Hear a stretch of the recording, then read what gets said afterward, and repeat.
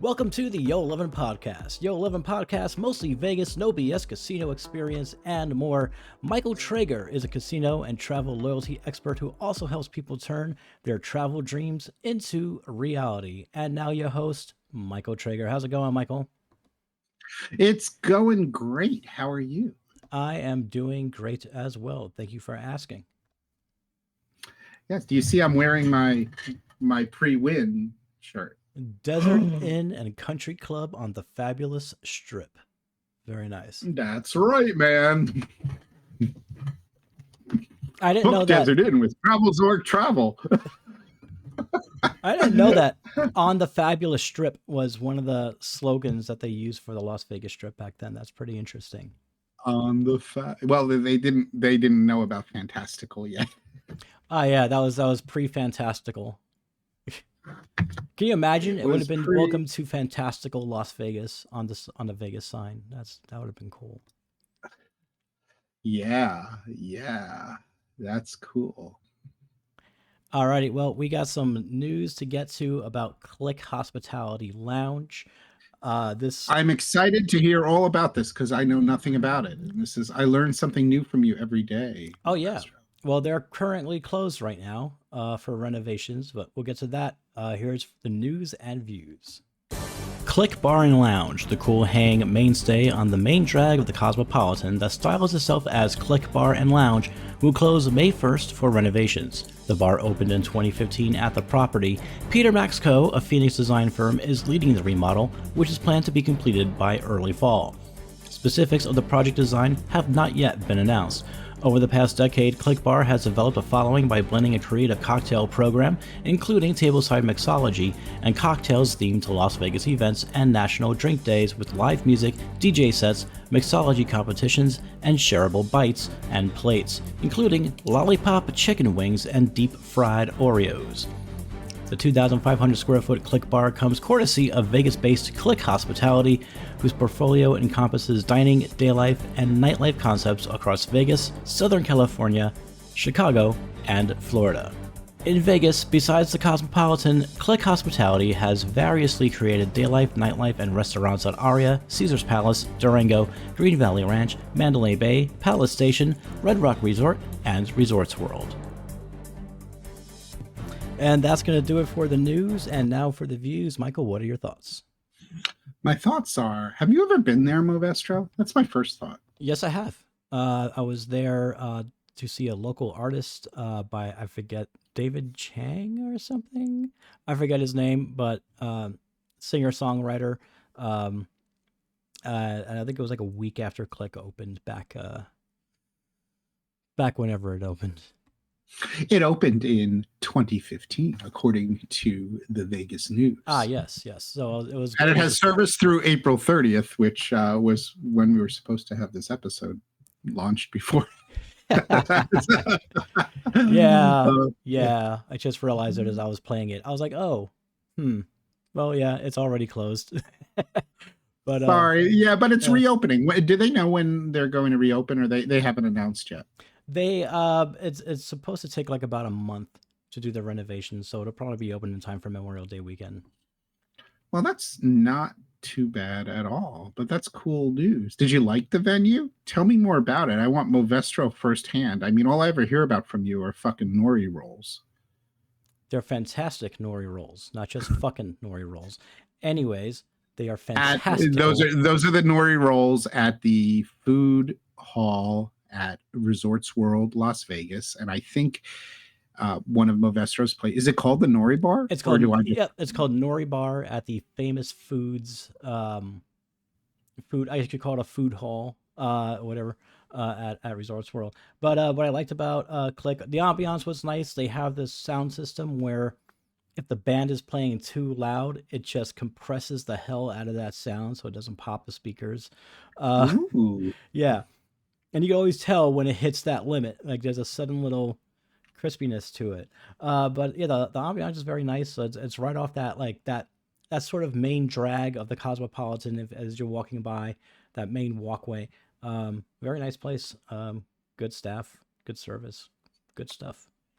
Very cool. Very cool. Well, that's interesting. Something else to look forward to. And there are some other not renovations happening. Did Right. you hear? There are not renovations happening. Did you hear? There were not. Did you hear? There are some renovation, not renovation. There are some renovations, not renovations happening. I sure did. I sure did. Let me pull that up. Whoops. Whoops. There it is. Dun dun Dun. dun dun dun. It's the it's Tariff Gate. Tariff Gate is now impacting Wynn. Now shit is getting real, right? I mean, the minute it's impacting Wynn, now we're all paying attention.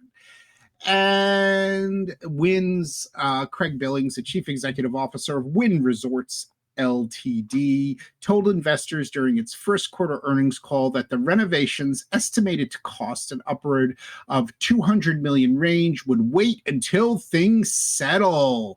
So Wynn Resorts is delaying its remodeling and refresh project at Encore Tower on the Las Vegas Strip because of the uncertainty about the impact of tariffs. Now, I don't know. I mean, I will see. And as many might know, and we have a wonderful article about it on Travel Zork, they did a refresh in the Wynn Tower, which opened quite a few years before, not, a few years before the Encore Tower. And the Encore Tower is due for a refresh, but I stayed there just a few months ago and it absolutely doesn't look like a refresh. I mean, it looks better than almost any new room you would see. So this delay is not going to impact what I would consider to be customer experience. You know what I mean, Movestro? Yeah, I know what you mean. As long as there are clean ashtrays in the casino, that's all that matters. That is true. That is true. Also, everyone, for people who don't know, so the Wynn Tower Suites, Wynn Resort and Tower Suites, the rooms are actually they're more like studio suites. Think, for lack of a better way to describe it, the way the Venetian Palazzo rooms are, or the way the Rio rooms are. So they're suites without doors. They're approximately 150 or so square feet larger than the Wynn Las Vegas rooms, which are just hotel rooms. So that's an interesting piece of trivia. Also, the suites are larger. So when you pop up to the parlor suite and the salon suite, they're larger. But there's another thing that most people don't know, and that is a difference between parlor suites in Wynn and parlor suites in Encore. Now, parlor suites are one-bedroom suites. It's actually my favorite suite at Wynn, but there is a distinct difference between them. Do you know that trivia? Do you know the distinct difference between the parlor suites in comparison between Wynn side and Encore side? I'm quizzing you, Movestro. The view? Well, the views are different. That's true. The distinct difference is they're both one-bedroom suites, but on the Encore side, they also have a massage room, a separate massage room. On the Wynn side, the parlor suites do not have a massage room. Now, both the salon suites on the Wynn side and on the Encore side have massage rooms. But if you want a parlor suite with a separate massage room, and I know that's something you probably think about, Movestro, like, will there be a separate massage room in my suite? You need to stay in the parlor suite on the Encore side. Well, that's good to know for anyone who wants to know if they can get a massage in their room, but in a separate area than their room, I guess. With a door. It's a separate room, actually. It's a tiny room. It's about the size of a New York City apartment. But you know what else you could do with that room? Get a hooker? You are like always your mind is somewhere else. You know, we need to buy tickets. You need to remind me for the Empire strips back. I have not bought the seats. Oh, by the way, they have like VIP seats you could buy for the first 3 rows. So that's what I was going to buy us because I feel like I have to be. But getting your mind out of the gutter, okay? Because your mind is always in the gutter. It's the opposite. What? It's just like you gotta be in the first 3 rows. I could just see like I was like passing along a tin of caviar. Like, yeah, this is fantastic. Gotta be in yeah. So what you could do is you can remove the massage table, and you could put a crib in there. And since it's in a room with no windows, that's an indoor room, it's a perfect place to put your infant with the baby monitor. So if you have a newborn baby and you still want to go to Vegas and you want to have your baby to have a very good experience having their own little room to rest in with their baby monitor, you could just put a crib in there and they'll remove the massage table for you and put a crib in there. So that's it. Cool. And I don't think you've heard that anywhere else. I have not heard that anywhere else. No, not at all. And also there's other scoop. Oh, wow. There's a lot of you're like Baskin Robbins today with the scoops. Hit it, man. Yes. Yeah. It's anything, anytime it's all pistachio ice cream today. That's my favorite flavor, by the way. Me too. Oh. Coffee and pistachio. Oh. Learned something new. All right. Who would have thunk? Huh. Interesting. Huh. It is interesting. Anyway, there is rumor, or maybe it's more than rumor because I haven't looked it up on the Google yet. But SW Steakhouse will be closing for a renovation. And as you know, Lakeside has been rebranded as Pisces and opens on May 10th. And I'll be there at the end of the month. And Pisces is the new fish restaurant at Wynn that takes over for Lakeside, which is vying to be the best fish restaurant in Las Vegas. And by the way, before I get into the tease and our concierge episode, that new slide I gave you, you might want to throw that one up. That's all about Pisces. The new concierge slide. The last one. He said, well, I'm never telling you what we're doing. Yeah. But that one talks about Pisces, and it's pretty darn cool, I think. Let me get over to it. There we go. Yeah. Actually, can you read that one? Because I can't read it so small on my screen and I don't have it up. Sure. I'll read it in a what I imagine a concierge would sound like in Las Vegas. Ooh, this is so good. Yes, can you please do Movestro Concierge? I got my reading glasses on for this. Sorry. Hi, Mr. Trager. I was fortunate enough to have dined at Pisces last night. You are in for a great time at the end of the month when you are going. Beautiful new look to the dining room, and the menu really delivered on the great selection and flavors. I was incorrect about the patio space. The dining room will be closed off to outside views as they kept the large windows that can be moved if needed. Sincerely and with high regards, the Concierge Tower Suites member, L'Eclair d'Or, Wynn and Encore Las Vegas. 3131 Las Vegas Boulevard, South Las Vegas, Nevada, 89109. That was excellent. By the way, the reason why is they're doing testing now. They're doing pre-opening testing. So I just said it opens on May 10th, and people are like, how could someone dine there? They're allowing special guests and Wynn employees to do practice dining because you got to practice dine. Would you like that job, Movestro? You get to go and practice. Shit, yeah, that would be an awesome gig, man. I'm a practice diner. Wow. You're a practice dining. Anyway, just to get back to this tariff thing, the operating revenues in Wynn Las Vegas were down in the first quarter, dropping 11.3 million compared to the first quarter of 2024. And their Las Vegas resort produced 625.3 million in operating revenue. Now, I have some other scoop about why their first quarter revenue was down. Dang, man, you are scooping it out today. You're scooping it out, man. Hit me with it. The famous Vegas Duffy of Crap Vegas has not made a Wynn trip yet this year. That could affect our entire economy out here. Exactly. So you know what?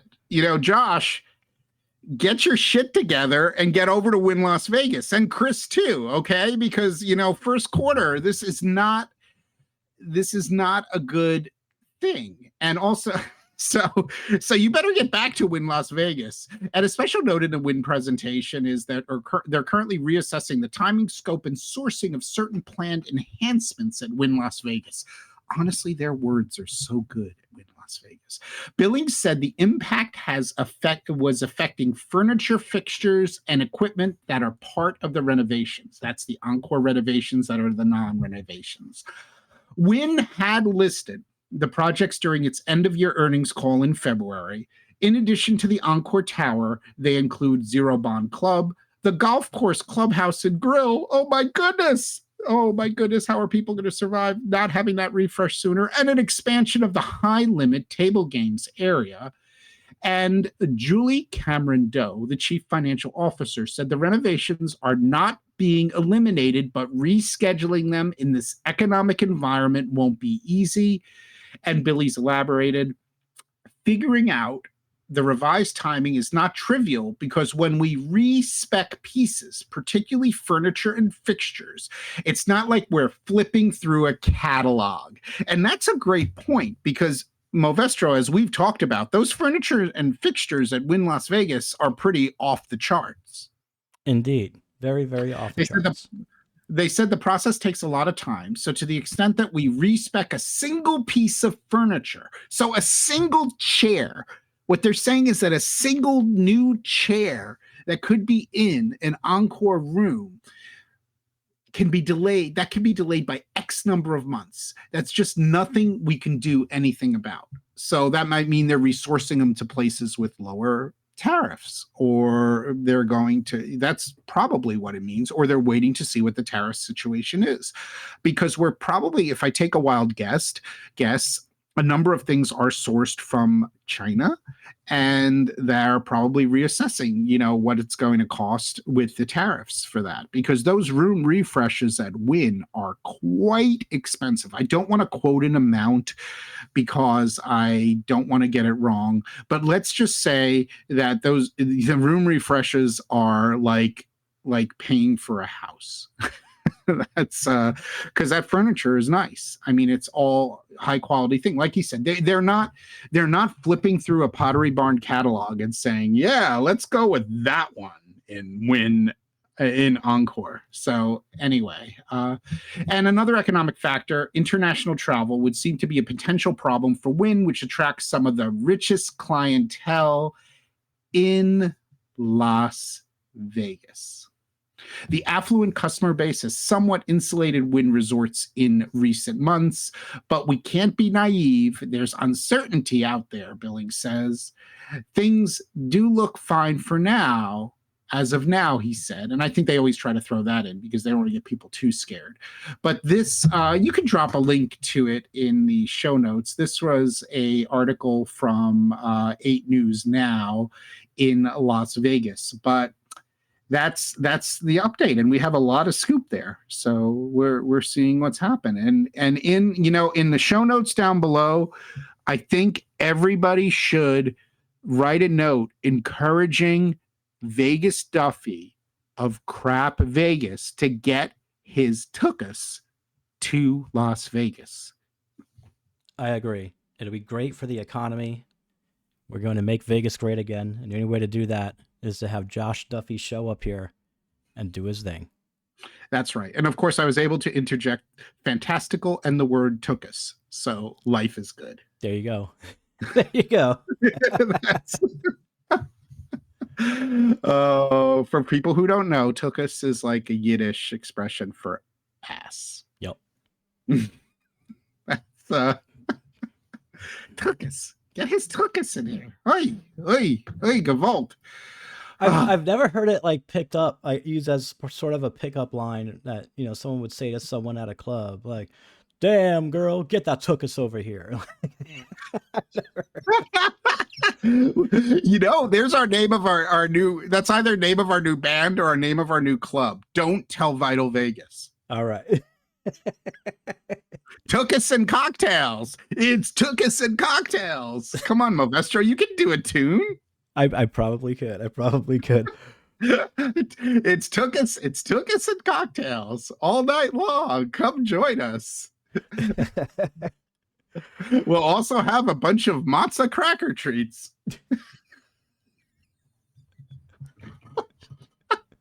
I'm leaning into the Yiddish thing. Come on down to Tuchus and Cocktails, where we're going to tantalize your matzo balls. All right. Oh, the unscripted is amazing. It is. It is. So we're going to talk about concierges. But first, I think you've got to do the intro. Of course. Let's get on with the tease.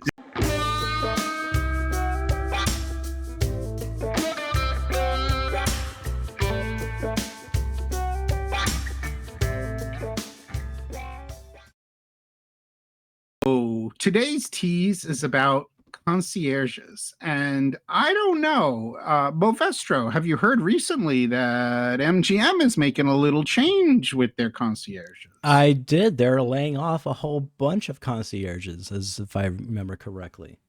That's right. That's right. They're only going to have concierges at their top resorts like Bellagio and Cosmo and Aria or something like that. And to explain, how would you best explain a concierge? A concierge is a person who works in a hotel who helps you book reservations, plan experiences before your arrival, during your arrival, and that kind of thing. Is that a good way to describe it? Yeah, it sounds like a good way to describe it. Yeah. Now, before the days of Open Table and web apps and things like that, concierges were crucial in being able to say, hey, book me this dining reservation, do this, do that, where you would have had to call those places and do it. And concierges have connections. Concierges can answer questions like, I want to go to a really romantic restaurant tonight. I want to go to a restaurant with the best ossobuco. Concierges can also suggest, things with shows and things like that. And the beautiful thing about it is, you just give them permission to book and they have your credit card number to hold things, and they can book tickets, they can book limos, they can book reservations. It's a one-stop shop. And when done properly, in 2025, they also give you beautiful confirmation sheets, which I can't read on my screen, but Movestro can see that it's got all kinds of, it creates an itinerary for you. Look at that, right? Like, you don't have to create the itinerary yourself. All the most important elements are there. And you'll notice they also will book you restaurants and experiences that are not at the property you're staying, which is very important to understand. So a concierge can do all kinds of things, except some of the things that Movestro will say that people want. Concierges don't do that. But they really can help with special occasions. Now, some people will say, well, I have a casino host. Will they do some of those things? Casino hosts will do some of those things, but casino hosts are really not into getting into the weeds on that kind of stuff. So they'll book you a VIP table somewhere you can't go on property, but a casino host in most instances is not going to take care of a lot of these kind of things because it's not truly their job and their expertise. Now, at a good property like Wynn, the casino host might lean on the concierge to take care of some things for their VIP guests because there is concierge service. But a casino host really doesn't do what concierges do. Also, concierge service is open to anyone staying at the property, and you can contact them before you get to the property. That's a very important thing. So you don't even have to be a gambler. You could just be a person coming to Vegas for a conference or anything. And that's really good to know. But, it's a great art. Now, we have to probably address the fact that a lot of resorts are getting rid of concierges, mostly because it's staffing and it's relatively well-paid staffing, though that you tip your concierges also because, of course, they're helping you arrange things. And at certain resorts, the demographic just wouldn't do it. If you look at the things on this concierge list and what you do, I highly doubt, though you can correct me, Movestro, if I'm wrong, people staying at Excalibur really need a lot of that stuff done for them.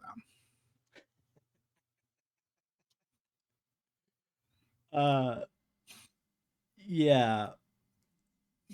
Good point there at Excalibur there. So let's take the positive element of this kind of situation. And the positive element of this kind of situation is when Wynn is when MGM is getting rid of concierges, they're really getting rid of concierges and properties that the concierges were probably underutilized or not utilized most, or the concierges didn't really have the power and the time to give the level of service a concierge can do. Now, you'll notice a Wynn concierge, they're members of Le Clef d'Or. The Clef d'Or. And now you'll see here, this is a great concierge card. Can you see that? Yep. And you'll notice it has the Le Clef. This is a concierge at the hotel I recently stayed at in Madrid. And her name was Carmen. And she was fantastical. She was amazing. She took care of everything we needed to, getting us early admission tickets and everything last minute. And she was great. And the best part of it is they had multiple concierges at this property, which only had 70 rooms, because they want to give service throughout the day. And multiple concierges were named Carmen. So I called them the Carmens. It's the Carmens. But great concierges really are amazing. They can do crazy things. Like if you need to source something, like you want to do something special for your partner's birthday, if you want to plan trips and cars and things like that, it's really good. And as you see in that last slide that we showed you before, concierges can also give you insight. So I'm planning my upcoming trip to Wynn Las Vegas. And, my favorite concierge gave me insight about Pisces, which is great. And also I had the concierge checking, and basically the concierge at Wynn was on it. So as soon as reservations opened for Pisces, he made me a reservation. So ain't that awesome? That is pretty awesome. So it's really great. You should utilize them. You want to. The great thing is you can email your concierge everything.